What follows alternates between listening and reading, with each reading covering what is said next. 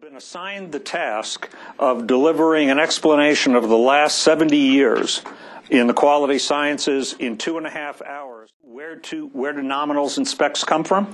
Typically relates to engineering, design, testing, and analysis, and it relates to form, fit, function, use, reliability, or safety. Nominals and specs preferably come from appropriate experimental design executed by engineers, often through a process called advanced quality planning. Let's talk a little bit about Chiquita. What does Chiquita make? No, God makes bananas, Chiquita grows them. Upon a time, I was working with a fellow, I can't tell you his name, Chuck Briscoe. And he was vice president of Metal Container. And after we worked together at Metal Container at Anheuser-Busch, he went off to Chiquita as vice president of quality. So he gets to Chiquita and he finds out that they had hired a firm to tell them what was really important in bananas, critical characteristics. And when you think about bananas and you think about going shopping, you have the number, what they call fingers, the number of bananas, fingers per bunch, how much yellow it has, length, etc.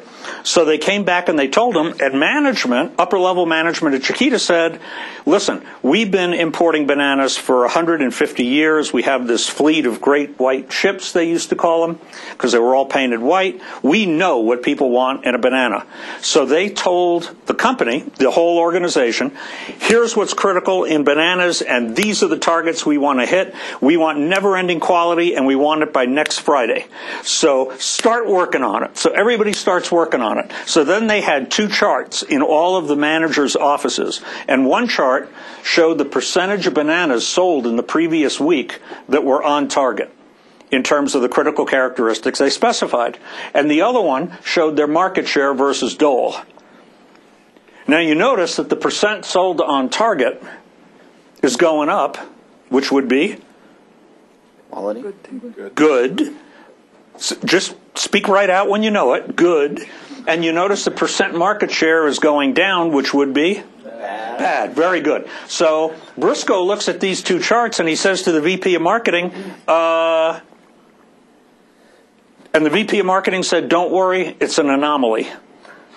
Just keep doing what you're doing and everything is going to be okay. So a couple of months later, I have good news and I have bad news. So they're above 90%.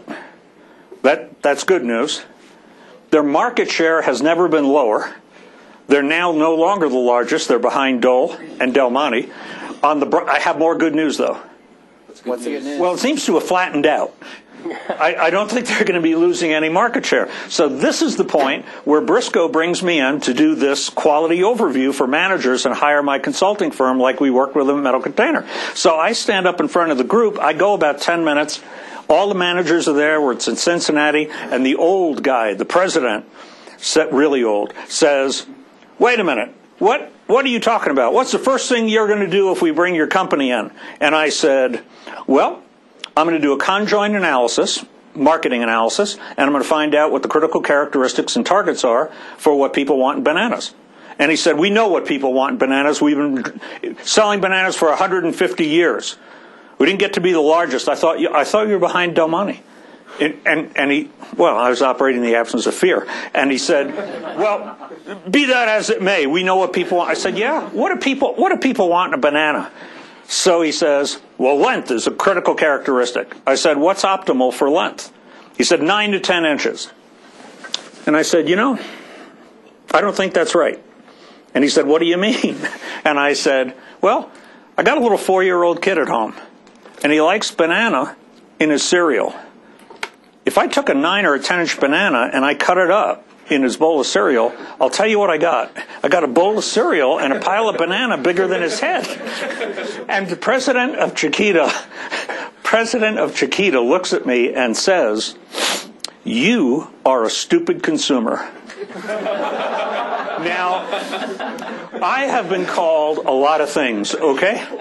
And I can usually take it, but stupid consumer just cut me to the quick.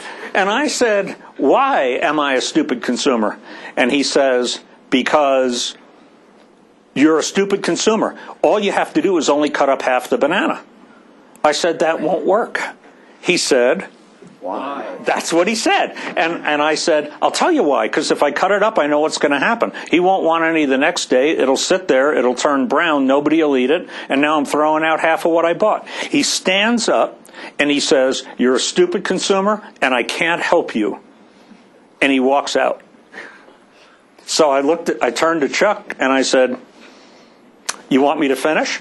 And he said, yeah, finish. And so I finished, and we went ahead with the contract, and he did a conjoint analysis. Now, let me ask you a question. Who buys most of the bananas in a supermarket? Moms. Describe the nature of the person. Moms.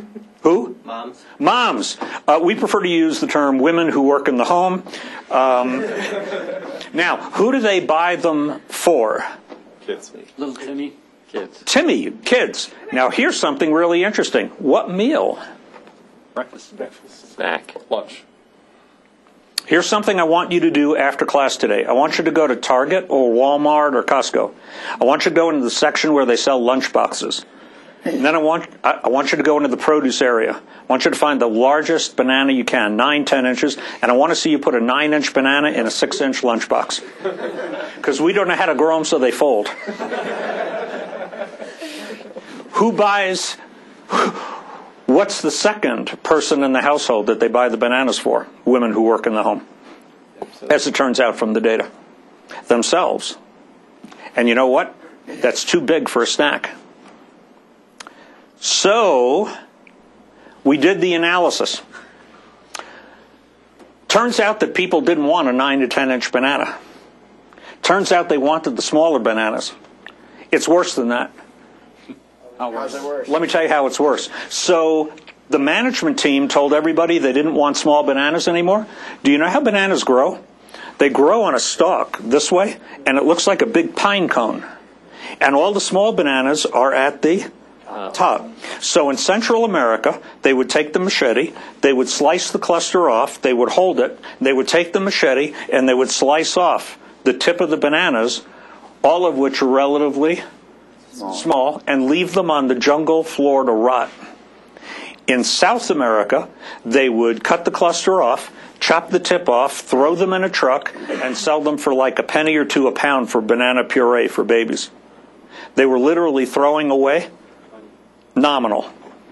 They were throwing away what the customers wanted. So we did the analysis, and we found out that what people wanted were the smaller bananas. Now, the fun part is Ms. Garvey, who was head of vice president, who was head of sales and marketing, gave this to the Times when they were essentially talking about it, and she said, some retailers sell them at the same prices as larger bananas. Others charge about a nickel or more a pound. There's a limited supply, she said.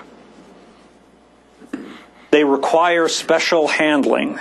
The only special handling is scooping in the nickels. We ship them in the same place, in the same boxes we shipped all the other bananas. So the nickels require special handling, but the bananas don't. And of course, then they essentially turned around, hit more targets, kept the target the same, plus 90, but then basically turned around the market share. What's the moral of the story? If you get really good at selling stuff people don't want, they get really good at not buying it. If you don't know nominal, you can't hit it.